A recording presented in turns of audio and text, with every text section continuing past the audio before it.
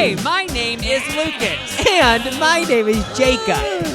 The Bro Show Podcast. Welcome back to the Bro Show. Hi. That's the hi I give to when I... That's the hi I give at a family reunion. Oh yeah, that is when you just don't know someone that well. There's so like many... you're connected through blood. Yeah, that should be a whole entire podcast episode. Context of language. You know when you're texting someone and you don't know how they're saying it? You can say so many different things and it can mean so many different things. Oh yeah. I could say, you're cool, but then I could say, you're cool. There's so many different ways to say things, and it means so much. I have noticed that when I text, every single sentence ends with an exclamation point. I don't know if I should stop that. It's like usually when I'm texting people I don't know that well. Like when I'm texting someone for something to do with work or something like that, I'll always say okay, exclamation point, sounds great, exclamation point. It's always exclamation point. I never end anything with a period. What are your thoughts? Yeah, I feel like that's a thing that a lot of people do. I kind of like it. I do it too. It gives me Lisa Rinna energy. Always yelling and stuff. I love that. It's better than having a serious period, you know? Because you could say, okay, period, sounds good, period. But okay, exclamation point, sounds good, exclamation point. It has such a better vibe. It seems like with emails, you always need to add at least 2 exclamation marks. Oh, yeah. Have you ever seen this thing where you're talking to someone through a work thing and they write you using all capital letters and all this stuff, and then you write back all lowercase and then they switch to all lowercase? It's okay, you're fitting the vibe. What do you mean? Someone will write me I don't know, something to do with something with business, you know?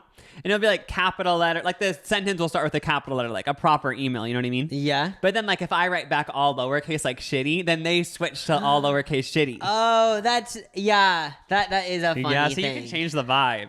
Make it all casual and unprofessional. It's also funny because, I think it's a setting on the iPhone. Do you have the setting on where when you type on text message, the first letter is always lowercase?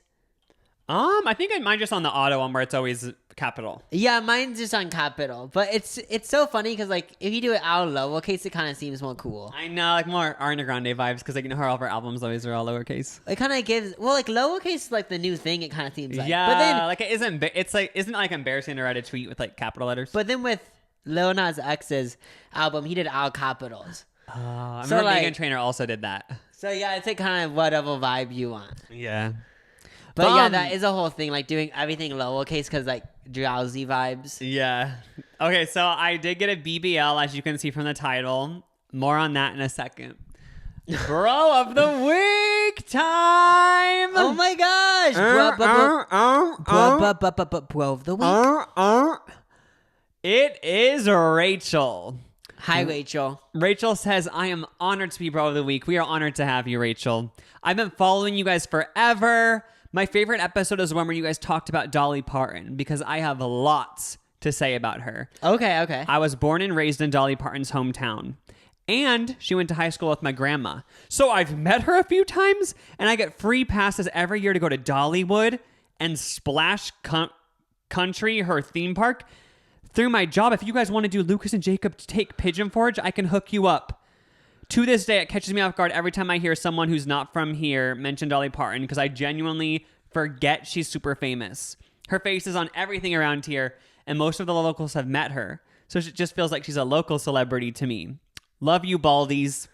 Wait. I remember reading this email now. So Bro of the Week is literally one of Dolly Parton's close friends. That's just crazy that in that town, Dolly Parton, most people have seen her, I'm guessing. Yeah, and they start to think that she's just a local celebrity. But then it's no, sis, she's internationally an icon. We already talked about this, but I just can't believe she has her own amusement park. That's so I know. I do want to go. So she has her own water park too. I didn't know that.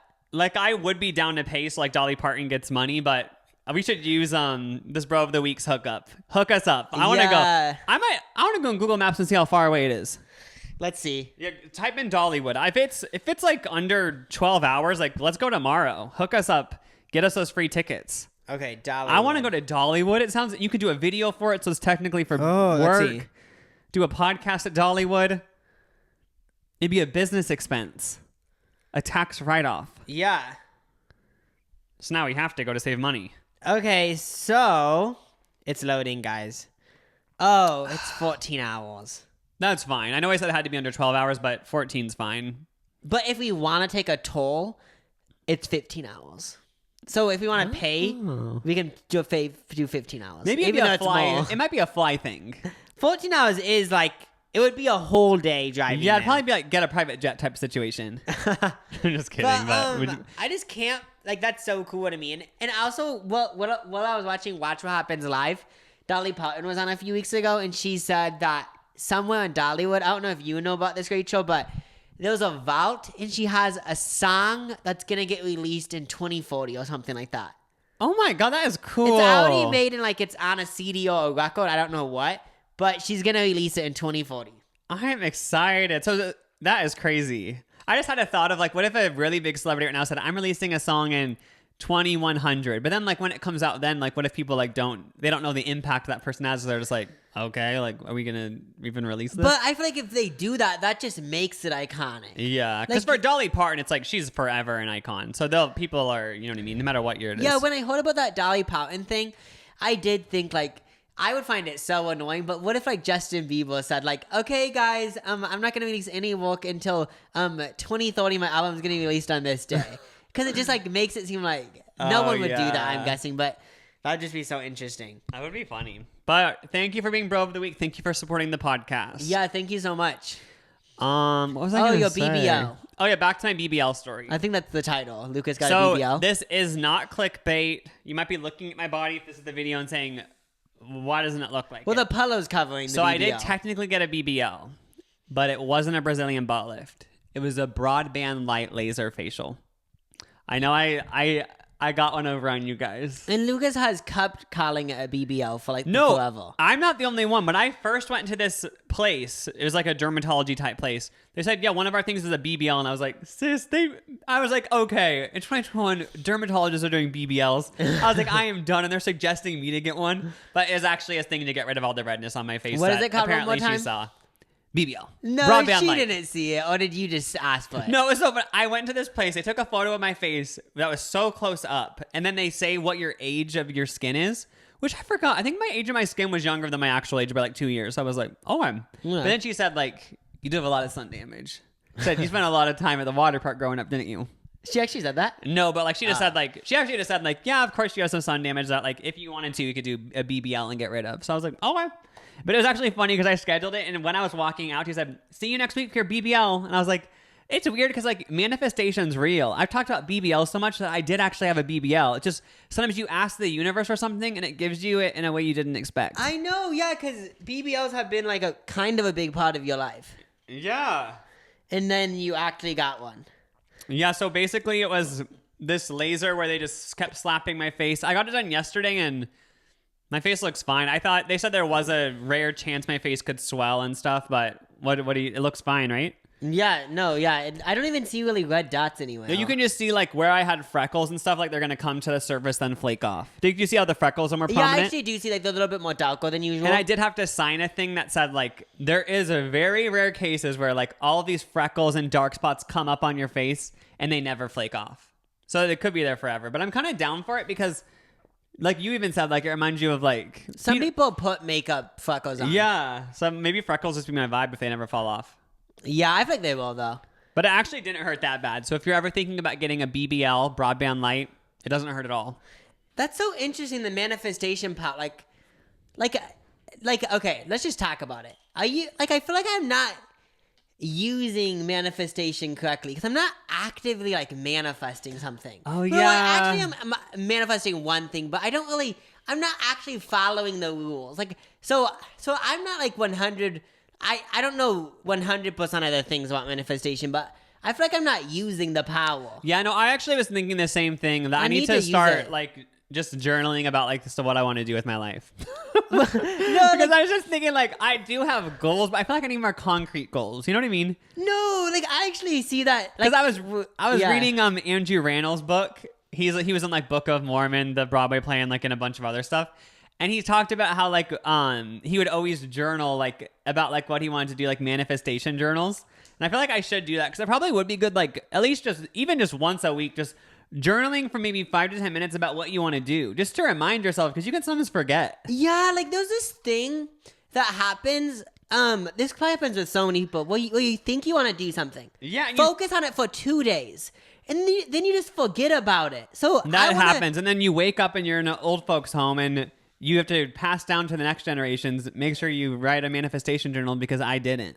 Yeah, and it's just these people saying, it's not only celebrities. It's like just like, I guess, I don't know. There's a lot of people say like they write stuff down and stuff, and it ends up happening. So I should actually try it. Like, more. I know there's the whole magic side of manifestation, where like magic or whatever, like it'll happen if you'll bring it into existence. But I like looking at it from more just a practical standpoint of like, if somebody is regularly journaling or even just thinking about what they want to do and like goals, they're obviously going to be more likely to accomplish those goals than someone who never thinks about it. Because you never are thinking about it. How are you even going to start working towards it? Yeah, I see. So you do have to sides. remind yourself to like, if you're like, for example, if you had a vision board and you're always looking at it, you just always like subconsciously be thinking about like, how am I going to make this happen? You know? Yeah. But then I also kind of like the idea of like, this is like a really like optimistic idea, but we're like the universe is actually working for you. So also like, yes, you do have to work for things, but also if you write it down, like the universe isn't gonna purposely say like, oh, you said this is your goal, so I'm gonna make it not happen. I don't have proof behind that, but that's what I like believing. But I do kind of believe like the universe like is on your side, because there is times where like for a second I thought you were gonna say I kind of believe the universe is against you. No, because I do have this I was like, thing no, where I like don't think it is. I think when you like really like know what your goals are, I feel like you do get presented these opportunities all of a sudden. You know what I mean? Where all of a sudden it's like, wait, how did this happen? Like just how stuff just happens by chance. Yeah, I think in a way writing down goals and stuff, to me, is a form of confidence, because when you do stuff but you don't have a exact goal, I feel like you're doing it, but you don't have like the confidence behind it, oh like my God. to back it up what you're doing. I think I might have just unlocked. I think, did we talk about this last week, or is this in real life? What? Because the podcast isn't real life. But where we said how like, you know, when like one of your friends gets a car, you see that car everywhere.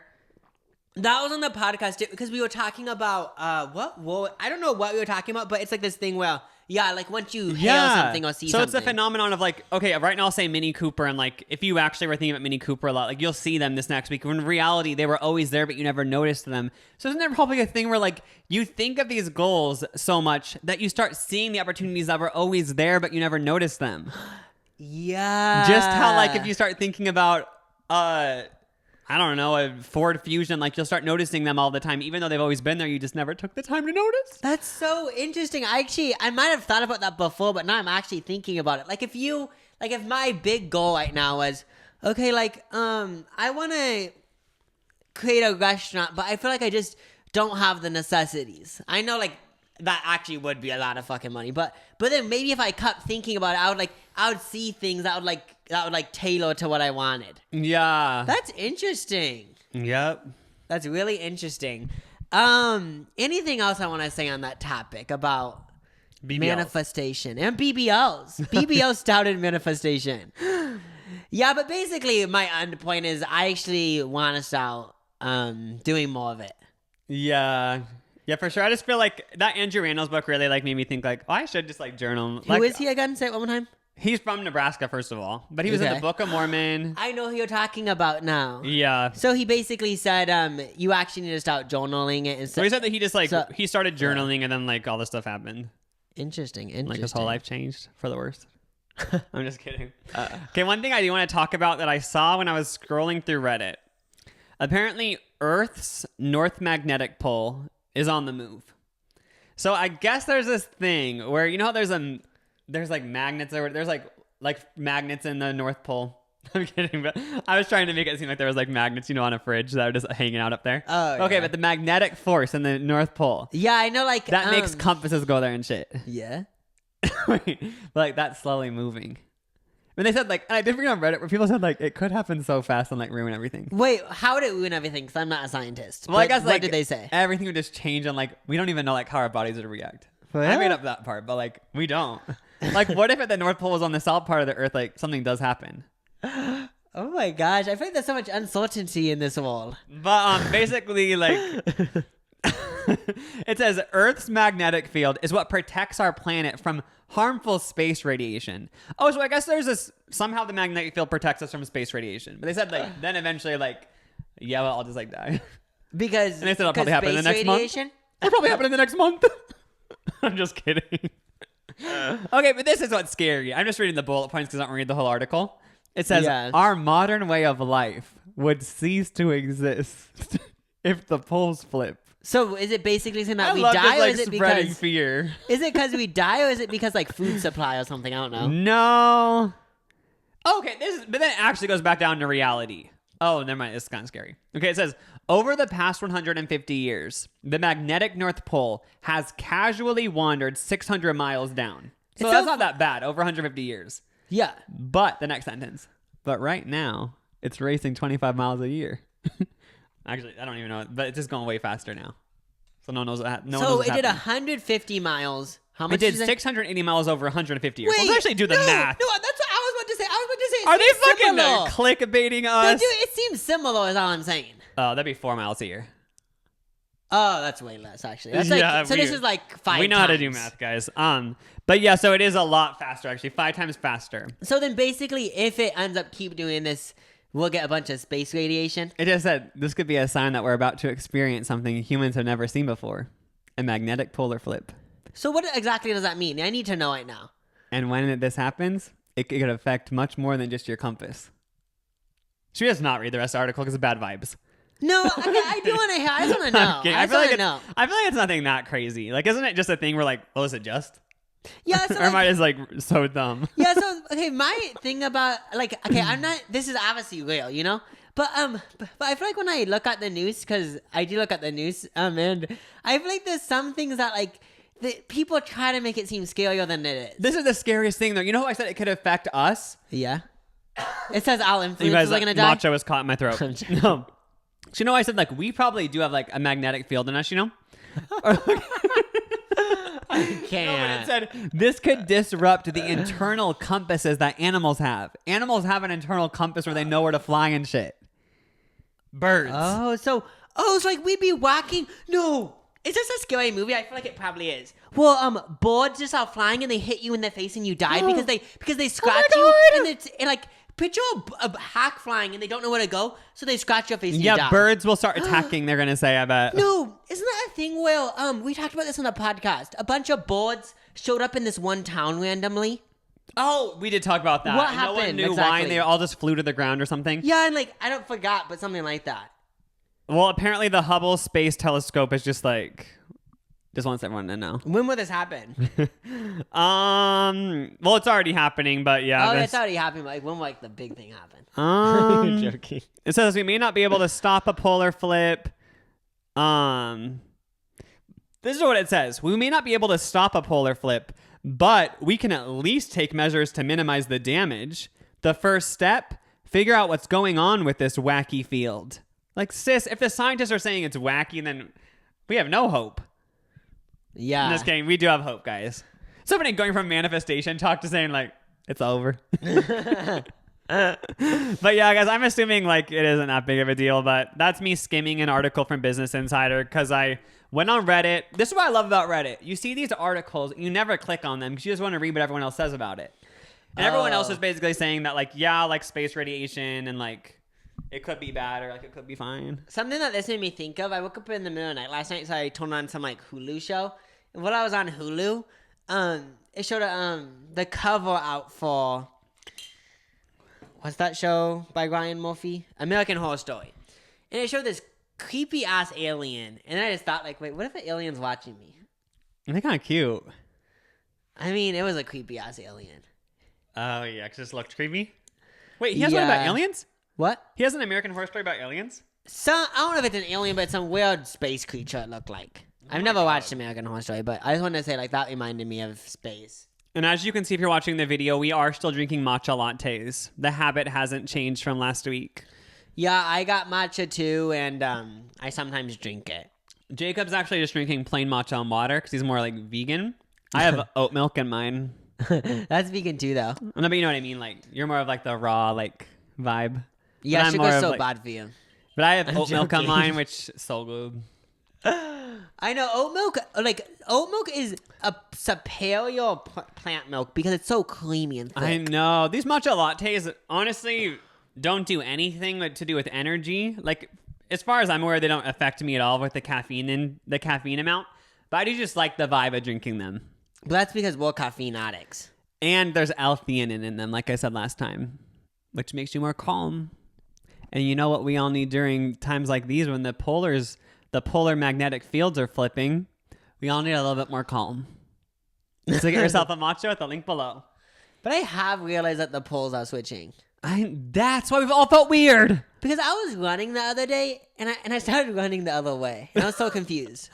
I am just scared for when the polars switch. When the polar magnetic fields flip. Because, like... I ain't scared of nothing. I just know that us humans, we all think we're not animals and stuff, but we obviously have some sort of internal compass. What I thought of when you said that, fucked. I thought of our internal sleep or whatever. I don't know what it's called. Circadian rhythm. Well, we know if there wasn't this whole society that would have been we know what night we're supposed to sleep. Because there's a chemical released. I think melatonin is released in your brain when the sun sets. Do you find it easy to sleep at night, or do you want to sleep during the day?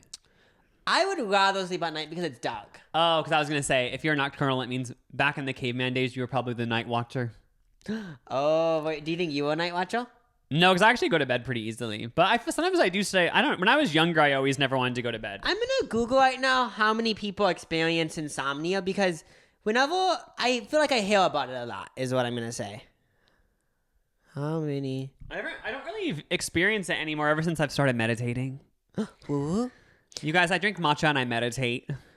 But I'm not trying to brag. I'm just like you guys. Okay, various studies worldwide have shown the prevalence of insomnia in 10 to 30% of the population.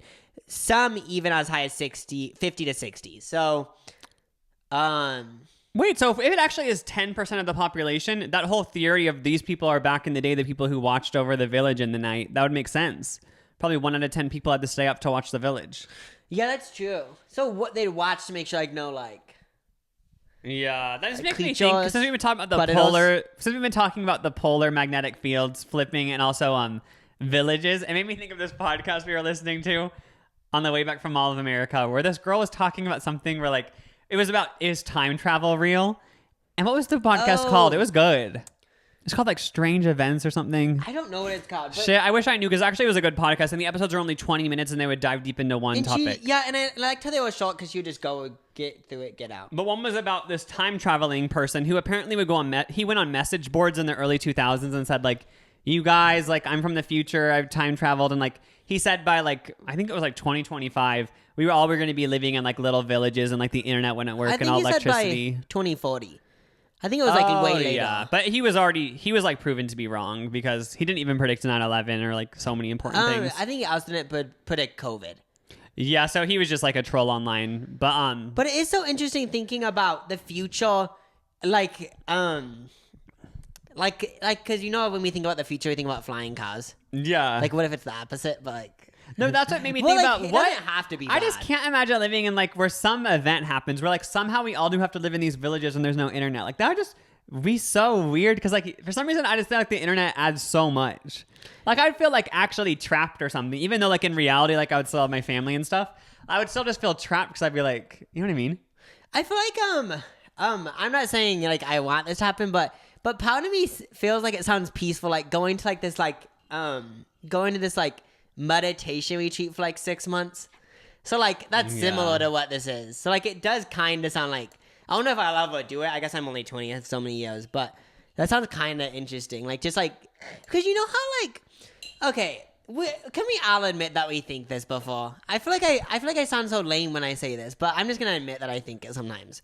I sometimes think if we do go okay, so let's just say if we went back to the caveman days right now. Mm-hmm. I just feel lame saying this, but but I sometimes wonder what you do to not get bored easily. And so many people say this, but the reason why I feel it sounds lame because it sounds I'm just so boring. But I guess you just read and stuff. But or they didn't even have reading back then. What I mean is I feel even wouldn't they just be my busy all the time? Oh, you'd be finding food and stuff. Yeah, they'd be so busy because they wouldn't be able to just lounge because they'd always be okay, we have to find food or else we'll starve. Yeah. That's crazy. So interesting. But we have a few emails. We haven't read any emails for a while, and we have some unread emails that people need our help and our expertise. If you want to send us an email for future podcasts, it's lucasjacobpodcast@gmail.com. So first up, this email is, okay, so I need advice from you bros. So I live in a small town, and a few months ago, quit my job at a pizza place here. One of the reasons I quit working there was because of how disgusting the pizza restaurant was. The ovens hadn't been cleaned in years. There were workers who would clean the toilets and then go straight into making pizzas. And 80% of the toppings and food were expired, some dating back a couple years. The manager at the restaurant knew all of this, but didn't really care. If the cheese was expired and moldy, she would just cut off the green and use it anyway. Also, since the air conditioning was always breaking, she would walk around the restaurant making pizzas barefoot with no socks or shoes. Wait, who did this again? The manager, because the air conditioning didn't work. So she wouldn't wear shoes because she wanted her feet to breathe as she was making pizza because they were that hot. Okay. I started to call her the Shoeless Wonder. Her real name is Karen, ironically. But anyway, what would you guys do in this situation? Would you call the health board on them? Or just let it be? I would let it go, but I feel bad for the innocent families and senior citizens that I see going in and out of the pizza shop, unknowingly eating expired pizza that was most likely made by dirty hands that just cleaned the toilet. Should I report the place? Or just let the people in my town suffer without ever knowing? So before Thanks for reading. This actually is hard. Interesting. But before we get into it, we found the place that she's talking about, and go to Yelp right now and rate it a bad review. It's in Tulsa, Oklahoma. I'm joking. Those are the bitchiest people. I know. That used to be a trend where YouTubers would publicly talk shit on a local business and all of their viewers or whatever would flock to the Yelp page and rate it a 0. It's like, sis, none of you guys even went there. No, the reason why I feel bad is because, like, what if they literally go broke from you? I'm pretty sure the place, I'm sure some of them had to literally change their names. That's so sad. But okay, back to this. Okay, so she worked at a pizza place. It was disgusting. People would clean toilets, make pizzas without washing their hands. People walked around barefoot, which that one I guess you could say that's gross, but that's not the worst offense. That's what I was thinking. Like the barefoot one to me, if that was the only thing happening, yeah, I 100%. Yeah, I like barefoot's a vibe. I am confused about that one because whenever I've been sweating, I never felt the need to let my feet breathe. But maybe I've never had that instinct. I remember hearing in science class that your feet in your head are, so when you're cold, you should always cover your feet in your head because they're like the most like sensitive. They like let it all in or something. Yeah, so like if you took your socks off, I'm guessing it would make you way more cold or something. Oh, okay. So she let her feet breathe, which that's one thing being like, okay, maybe don't do that just because exposed feet is kind of gross and there's food, but whatever. If that was the only thing, like Jacob said, that's fine. The food's expired by multiple years. Probably not the best. But then again, people are eating at this pizza place and coming back, so maybe that's what I was thinking. Maybe it's the whole thing where, like, I remember one time I went to Trader Joe's and I asked the guy, like, when the tortillas would expire, and he said, none of that is real, right? So maybe that's what the vibe the manager has of, like, I'm not going to listen to these corporations telling me when the expiration date is. They just want me to buy more. Yeah, it's like, you cut off the mold and use the rest. Wait, so those are the two big concerns? And washing toilets and making food right away. Oh. I'm guessing not washing hands. I kind of added that part, but I'm assuming that's what she meant. Because obviously at multiple fast food places, people are cleaning out bathrooms and making food, but I'm assuming why it's a big deal here is because they aren't washing their hands in between. Yeah, because I feel like that is a normal thing, like cleaning a toilet and making that's food. Gross thinking about it. I never worked at a food place, but it is gross thinking about going to a Taco Bell or any sort of restaurant and like your food is made by hands that just scrubbed a toilet. Even if there was hand washing, it still grosses me out. For some reason, I've thought about the grossest things. Like, it just gross thing about someone wiping then making food to me. I know, even if they wash their hands. Yeah, it just goes to me. Also, Jacob, you always bring up this one thing where you say it's gross if they touch their phone. No, okay, can we talk about this? Everyone always says phones are so disgusting, but when you're at, like, Dairy Queen getting a thing, I don't care what anyone says. Like, everyone goes on their phone, you know? Oh, for sure. They're making a blizzard and then they're going on their phone after, like, going on TikTok, you know? And that's just so gross to me because even at restaurants, not only fast food places, but it just goes to me because the phone is disgusting. And we know that's the same phone they're scrolling on as they're taking a shit. Yeah, we know the same phone that they use as a vibrator, all this shit. Yeah, they use the vibration app and blah, blah, blah. I know, it's just disgusting. Same phone, like, they probably haven't washed in years, which is fine. Nobody does, but... And there's a butt plug feature now. Oh, yeah, they probably use that. So, But should she report them? Part of me, for some reason, I'm leaning towards no for some reason. But like, I do agree with her. Like, she feels bad these innocent families, but I don't know. I've also just like, I don't know what to do. I 100% get where she's coming from tonight, and I get your concerns, but my official answer is I wouldn't report it because the only way I feel like it's the duty of the people that are eating it. Because if they get, but then again, like if I'm eating at a restaurant and like people are using shit hands to make my food, like I do want someone to report it. But they probably wash their hands, right? I just hope they do. But then why would she include that in the email? Because it happens at every restaurant. Oh, yeah, I guess that's true. So we added that fact, but also like the expired food, like that's kind of gross too. But I mean, but I guess like no one's left to review that they got food sickness. We've all eaten expired food, right? Yeah, honestly, I almost feel like I don't know. No, what I'm saying to the person that sent this email, if you do report them, I don't think you're a bad person. I don't think you're a bad person either ways. But for me personally, I don't think I'd report it. Well, then again, you actually worked there and saw it with your eyes. So think about if you were an unknowing customer, would you want the worker to report it? And if you would want them to report it, then you should. Because, like, you might as well, like, save these people from eating, like, literal nasty-ass shit. Because whoever sent this email, we have to keep in mind that I haven't experienced what you experienced while working there. Yeah. Because I just thought about this right now. If I worked at the local Taco Bell and I saw that the chicken was a month overdue, I think there is a part of me that would be so disgusted that I would just immediately call the food services in my town and tell them about it. Yeah. So in your case, like you might really need to because you feel the urge to. So I just go with your heart. I don't think either way it's bad though. Yeah, follow your heart and update us. This podcast sponsor is Green Chef, an amazing meal kit that Jacob and I have personally tried and thoroughly enjoyed. We actually got plant-based recipes when we tried Green Chef, and they were so good. Delicious. And fun to make.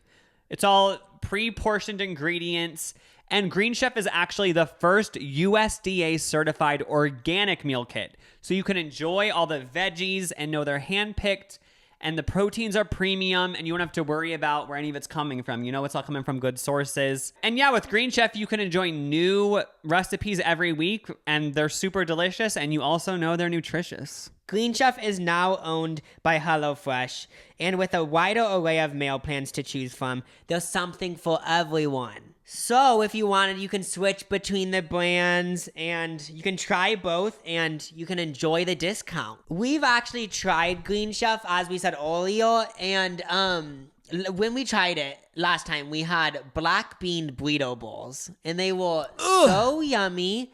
And it was healthy, and it was easy to make. And us two made it, and our little brother Ethan was with us. Matthew was with us. We had a fun time. We actually each made our own meal, and then like we split a bunch of meals. Oh yeah, it was so good. It was a fun time, and it all tasted good. All thanks to Green Chef.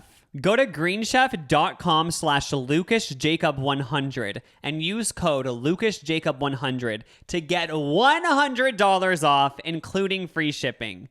That's greenchef.com/LucasJacob100. You've got to try Green Chef. It's the #1 meal kit for eating well. This next email is about, they actually are mad at us. The subject is Stop the Snake Slander. I can't stay silent anymore. I have to get this off my chest. I love you guys, but your slander on snakes and reptiles gets me heated. I literally do not understand how you guys find snakes gross and scary. Like, bitch, have you seen them? Have you seen the snakes? They can't even chew their own food. I had a pet snake named Heidi, and she was literally all she ever did was eat and sleep in her little coconut house and shit.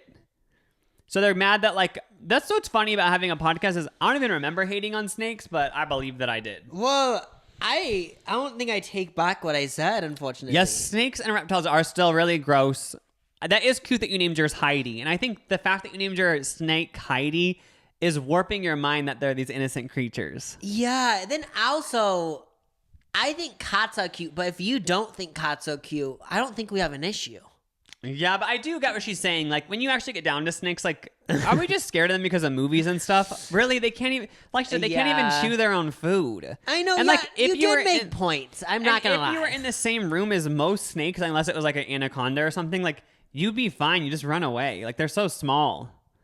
It's not like they're actually okay. looking at you being like, I'm going to hurt this human. Like, wouldn't it only be if you annoyed them? Well, I have a fail of exotic reptiles. So Ew. frogs that are colorful. Snakes that stand up, you know? Wait, you're scared of colorful frogs? Because they're poisonous. Oh, really? Well, I think some of them are. I don't know if all of them are. Is that like an evolutionary thing where they made them colorful so dumbasses like me are like, I want to touch it, and then you die? Is that why, do you think? I don't know, maybe.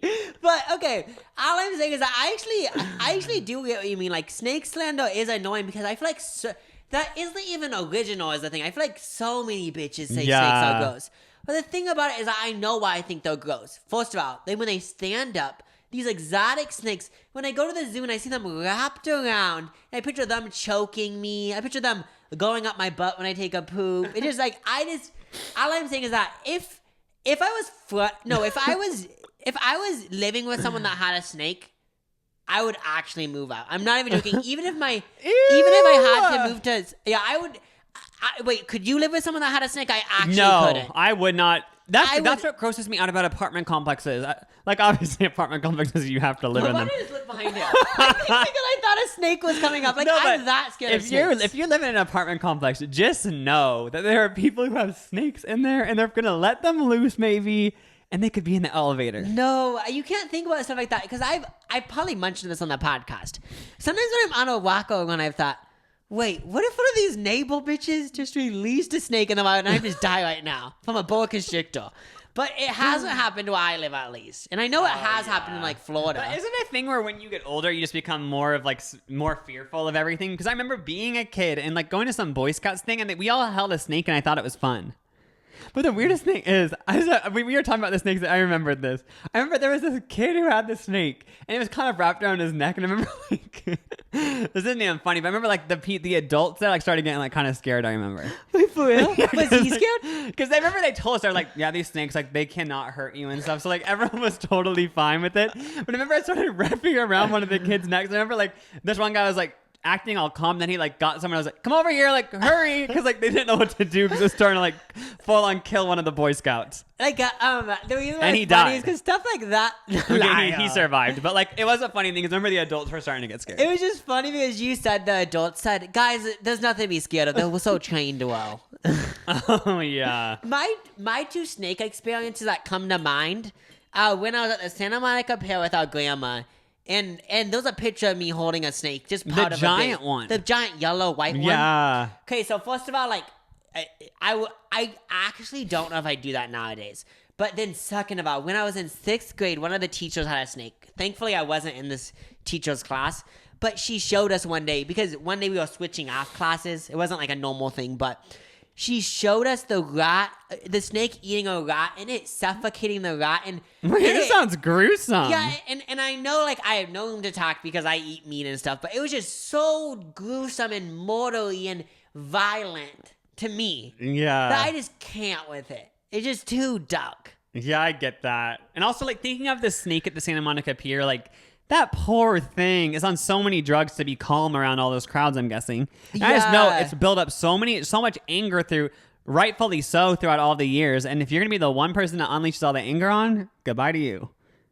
And no one's going to feel bad for you. Oh, he died while taking a photo with the snake. It's like, why did you even take, you know what I mean? Yeah, it's the same with people that buy, like, chimps. Like, if the chimp ends up going crazy. Yeah, it's like, it doesn't really feel that bad for you because, like, why did you buy a chimp? Yeah, and have it in your basement? Yeah, it's like you're locking it in a cage. It's supposed to be in the wild anyway. Yeah. But yeah, I do get what you're coming from. What's the name? I actually didn't write it down. Well, Heidi the snake, hopefully we can come to terms if you're watching, Snake. Yeah, I just hope you understand where we're coming from and we can still, like, maintain on good terms. This next email is somebody had a possible solution for murder. Which I don't know why they sent this to us. Maybe we talked about murder at some point. But anyway, okay. They said it's because of the power of cringiness. They said that the way to make murder stop is to change the narrative surrounding the concept of murder. They said that we should make everyone think murder is cringy. Oh, because... Would this work? You know, and nowadays everyone is so scared of being cringy. There's this thing where I don't have examples, but if you let me Google for 30 minutes, I could pull up a few examples where something is named cringy. This tweet has 100K likes, and it's this thing is named cringy. Yeah. Cringy. People stop doing it. Probably. Oh my, skinny jeans? Only 5% of Skinny the people jeans. do it.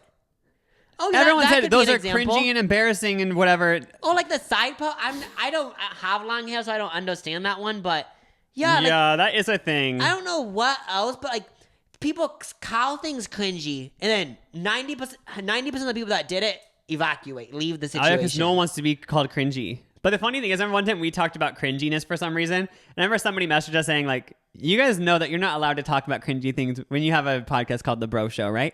Oh yeah, because it's so cringy. And going back to reality, I was like, "Oh yeah, we're like doing this is a cringy show." Yeah, literally, like part of me does kind of just want to like. I feel like I already am kind of like this, but like just accept it, like not like who gives a shit, you know? Yeah, I think I'm just like, obviously, I don't think I've ever been known as like a cool person. Like throughout my whole life, like I'm not saying like, oh my God, I feel bad for me. Like saying I'm not like someone who, not someone who. This kid's a valid Camp Rock. I'm joking. I'm not someone who's ever been considered cool, like a cool popular kid, you know? Yeah, like if like I don't know if I have, but yeah, if for the rest of my life I've never considered cool, I don't really care. Yeah. As long as like I have people that I like around me, you know? Okay, so back to making murder cringy. They said step 1. Hire a diverse group of random people to integrate this idea into their everyday conversations. For example, anytime the subject of murder comes up in their day-to-day convos, we'd pay them to be all like, oh my God, he killed someone? That's so embarrassing for him. Cringe. Wait, the funny thing is, wouldn't this work? If they actually hired like 1/3 of the population to go out and talk about this in conversations, like, that is just embarrassing. Has this ever happened? Like I've thought about before. If I opened a restaurant, has shit like this happen where people pay people, normal people, to act like they're doing things? Like if I opened a restaurant, I pay 50 people to act like they're eating there. So then more people think it's cool to eat there. Probably. You know, one situation where I think this has actually happened? What? Priuses. Some other company did a whole cringe campaign around Priuses. You bring up Priuses to anyone and everyone always makes fun of them. No. Which I don't 100%. get why. It's like they're trying to help the earth. That's true. Like, But okay, some other competing car brand started a narrative saying Priuses are cringy. just for the record, like I low-key, like for my next car want to get a Prius, but Yeah. But Priuses are looked down upon. I know. I've even heard like, I think it was on like Call Her Daddy or some podcast like that where they said like, if the guy has a Prius, like that's so gross and all this stuff. Like, and then they said like, ew, Priuses are just so, like they always just like, all Prius drivers suck at driving and all this And stuff. then there's this other thing where like you were not Priuses drive so slow or something. Yeah. There's so many. There's things. been such a negative connotation around Priuses. Yeah. Well, okay. With what I was saying earlier, that like what a competing car company, I'm assuming, did that. But then also it does actually happen because don't these like big brands like I'm guessing like Prada sends like bags to, so it already does happen where they try to make things cool. Yeah. But what? So step number 2 to making murder cringy. So first of all, you just tell people to bring it up. Step 2, do what Russia did in the 2016 election. Set up a bunch of secret offices, hire a shit ton of people, and make them create fake social media profiles. They'd make friends, gain followers, and join groups, and push the narrative online that murder is a cringy thing to do. They could make TikToks to reach the Zoomers, post Facebook spam to reach the Boomers, and infiltrate Reddit to reach the basement dwellers. Wait, am I a basement dweller? And they said, just kidding. Then they said, just kidding, Reddit is cool. I get that vibe. Mean, though. Like, when I first heard of Reddit, like, I know this is a stereotypical thing, but I kind of pictured like a 30-year-old in his mom's basement. Yeah, it does give off that vibe. I pictured, low-key, I pictured like a bunch of conspiracy people. I have been on gross parts of Reddit where like if you search like a girl celebrity and I'm like, oh, I'll join her subreddit, and then like it's not actually the fans, it's like the people who want to have sex with her, and they just keep posting photos where saying, hell, and this right, the stuff they write is just like grosses me out. Oh yeah, I didn't know that porn was allowed on Reddit. Did you know like Victoria Justice has like a gigantic subreddit? About porno? About like her being so sexy? Because I remember like, I forgot what it was. I remember I was reading some thread about like her new song, and they were saying if only she could utilize her subreddit to promote it. And then I went to her subreddit and it has like, I think like 700,000 followers. And it's not about her music, it's not about her acting, just about how hot she is. Are you joking? I swear to God, she's so big on there. 700. I'm part of this Lady Gaga one, and it probably has like 100K. You know what I realized? But if you are one of these celebrities, these female celebrities or whatever, who have a big Reddit audience, you're the perfect person to make an OnlyFans. You make so much money. Like I'm not, like I literally have nothing to say about her appearance, but I just am like with, even if you said Ariana Grande had a Reddit and it had 1 million subscribers or whatever, I'd just be surprised. That's so interesting. And it's all about her being sexy. Yeah, because there was another. Yeah, because there's I want other. to look through that. Because there's been other times where I've like searched someone because I was a fan of them, and then I realized like, oh look, this isn't even the fan Reddit. It's more of like just is the it kind of sex gross one. though? Do people like Yeah. get gross? Yeah, they just say stuff where like it actually I'm just like I'm grossed out. Yeah. Anyway, step 3: lobby news stations to make them stop glorifying murderers. Instead, encourage them to portray murderers as cringy, embarrassing losers. This way, no one would ever want to be a serial killer for the glory of it. There will be no glory at all. I believe my plan would drop the murder rate down to 0. Embarrassment is a powerful emotion. Cringe is influential. Step 4: also lobby politicians to make true crime YouTubers and podcasts illegal because they glorify murderers. Let's be real. Wait, do they actually? I mean, I actually get what you're saying, but I don't know if it's 100% true, but I get what you're saying there. But this whole plan, I love the idea, and I love how he's went in so in depth. Yeah, you do have really good points. I think the internet part would so if we were actually gonna do this, whoever's on this, if we had a budget and we didn't have enough of a budget to pay real life people to do it, I think we should push more of our budget. It feels like I'm like a president. Push more of our budget to internet. I feel like the internet, if you make a bunch of fake profiles saying this, it has more power than like being at dinner and paying one person to tell a group of friends of 7 people. But then part of me feels like this wouldn't work. I wish it would, because doesn't everyone already think, you know what I mean? It's not like, do people actually become murderers because they say like, oh, I want the glory? Don't they know it's going to be embarrassing? No, but I've like, this is like dark, I know, but I've heard that like people do like shootings and stuff, so then they go on the news. That's why news stations are starting don't show the photo. So the one thing that I actually thought was so interesting that you said is that I think they should like stop I feel like, because it does happen where people like do crazy ass shit, so they end up on the news. Yeah, I feel like they should like again, cut like if those they don't, down. but then if they don't, if they don't ever report on it, it seems scary. Well, they should make it like they shouldn't show photos of the person. Maybe I think they always don't do that. But yeah, this is such a like I know you're obviously low key joking. Yeah, like, but it was a very interesting email, so thank you for sending it. Yeah, because just like she said, he or they, I don't know, but they said embarrassment is a really powerful tool. We've said on the podcast that filming something is I don't know if we've said this actually, but if you filmed something, it's a really, like the phone is a powerful tool because, okay, if someone's fighting you in public, I've never experienced this. If you film it, you're basically just trying to embarrass them. There's a bunch of things on Reddit of people filming crazy shit, and it's a tool because maybe someone would stop because they feel embarrassed or something.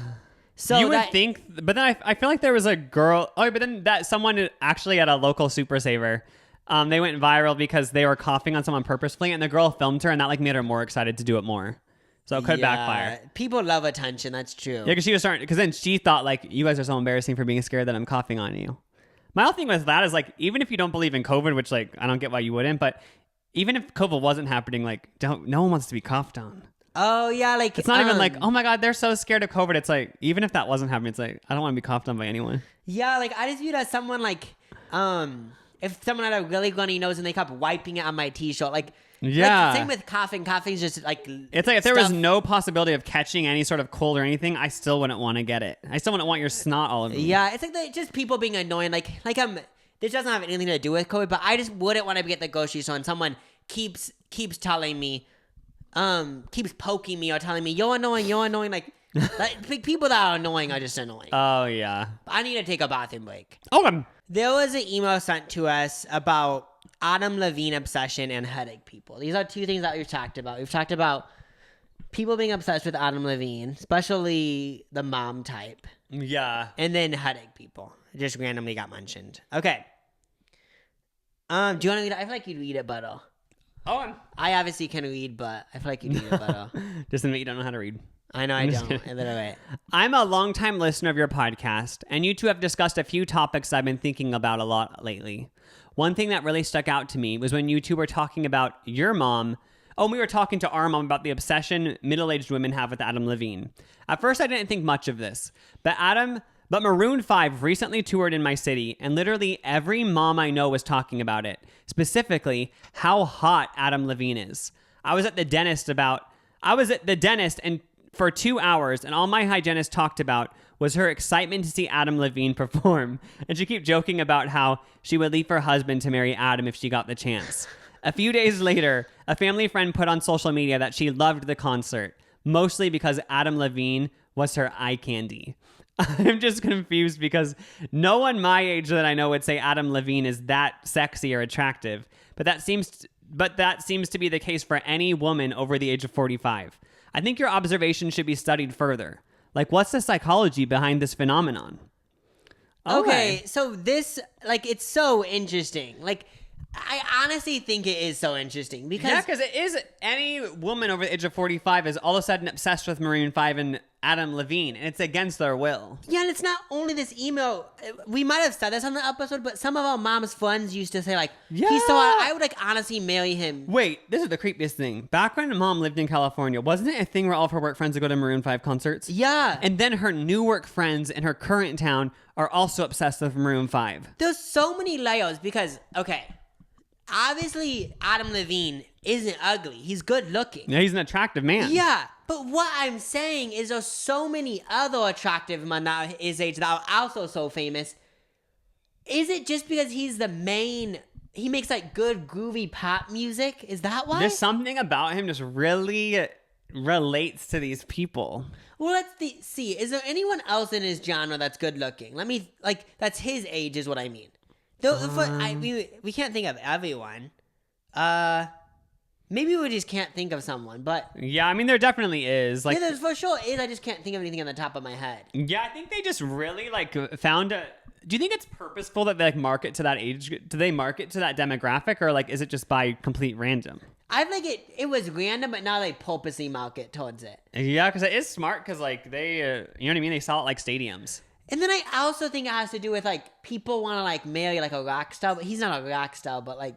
Maybe it's like he's a rock star. He's a musician. He's like a really good singer. He sings like high notes and stuff. And he also he has the vibe of like, he's the perfect amount of like niceness, but also like, it doesn't seem like a douchebag. Like he's like, oh, he'd be nice, but also he's like a rock star. He's not too nice is the thing. But we also talk about their opening acts. Meghan Trainor was once her opening act. So does she somehow correlate? And then Ava Max is currently the opener. Oh, yeah. I mean... Because I don't know. But then again, I actually don't know if Maroon 5 is trying to market toward the older audience. Because when you think about it, they just had Megan Thee Stallion featuring on a song. Oh, that's true. So they're actually trying to market towards everyone when you get down to it. Literally maybe that's just everyone. Like every like artist or whatever has like one really energetic demographic, and that's their Maroon 5's is that.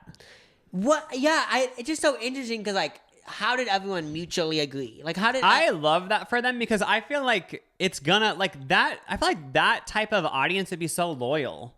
You know what I mean? For sure. Like they will see Maroon 5 concerts when they go on tour every 3 years for like ever.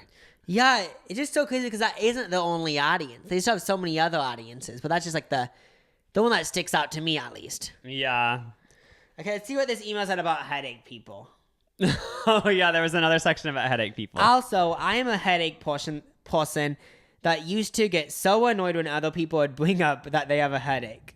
But I'm not entirely to blame because apparently learning via Zoom all of last year is the cause of my current vision issues, which trigger headaches. My eye doctor said that I spent so much time last year looking at my screen that it messed up my vision, and now I can't look at my electronic device longer than 30 minutes without getting a headache.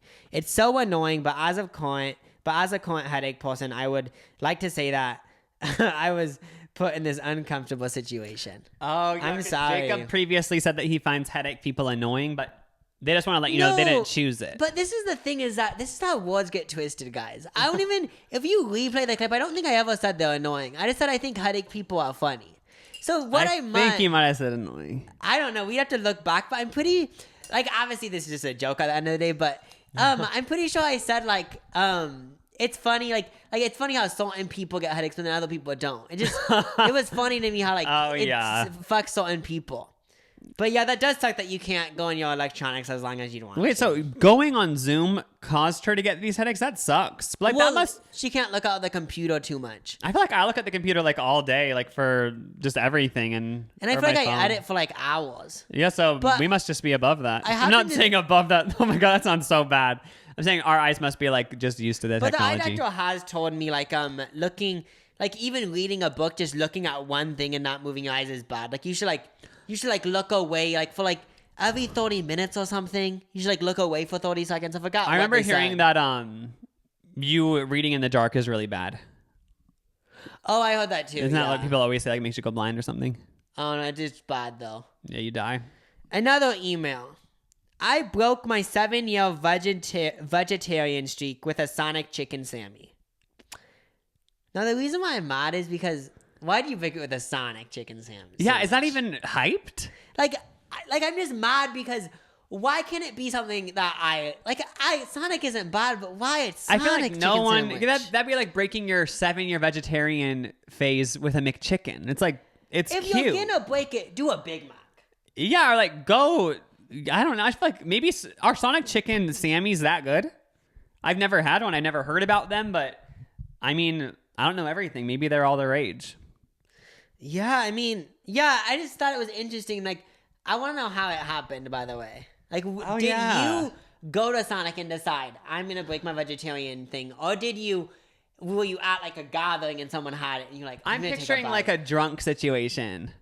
Oh. Like they were drunk and then they got Sonic Uber eated to them or whatever. And they were just like, F it. Who cares about vegetarian life anymore? And then they just were like, I really broke a 7-year streak with a chicken Sammy. Yeah, it would be hard having like that label, because then you would feel like it's like proud of you. That's the scary thing about like saying like 7 years of vegetarianism, because I feel like if I was this person, I'm the type of self-sabotager where if I broke it, I'd be like, well, I'm just gonna eat chicken. I'm just gonna never be vegetarian again because it's so annoying having to start all the way over. Even though in reality you aren't starting over, but like with the time. Oh yeah, that's why I feel like I get what you mean. Like in a way, if I was basically vegan, or basically vegetarian, I actually don't know if I'd ever say that I was, just because if I broke it once, I might just be annoying like that. Yeah, like just be like all or nothing type vibes. Yeah, but that isn't a good way of living. Yeah, then when people bring it up and say like, oh yeah, she's been vegetarian for 7 years, you'd say, oh, actually only for 2 months because I broke it with the Sonic thing, and then that'd be like, why am I even doing this? You'd just be like annoyed and eat chicken again. I know it could happen. Is my face red, by the way? It doesn't look good, right? You embarrassed? Because my BBL, I just feel like my face is red. I didn't know if I said something that embarrassed you. Oh, yeah, you did. Okay, that's one thing that the BBL is. It's supposed to make me so I never blush anymore. Wait, for real? Yeah, because it like zapped all like the blood vessels out of my face. What is like mentally? You don't have any emotions either? Yeah, I hope so. Blushing is one of the most annoying things. No, though. like if there was a surgery for blushing, I would get it. It doesn't happen as much anymore, but like I hate when you're blushing and you can tell you're blushing. This is the most annoying thing to me is the reason why I hate blushing is because it just makes it's the whole spiral, because you're blushing, people see you're blushing, and then that makes me blush more because I'm like, wow, now people think I'm so embarrassed. It's just this whole spiral where you're embarrassed for being embarrassed, and then you're embarrassed and people see that you're embarrassed for being embarrassed, and you just, in those situations, you just have to leave. Wait, what would you and cut those people out of your life. Have you ever had a red face? And I'm not even joking. Maybe a little bit of me felt a little bit, I don't know what you'd call the emotion. Maybe a little bit embarrassed or a little bit like stressed about something.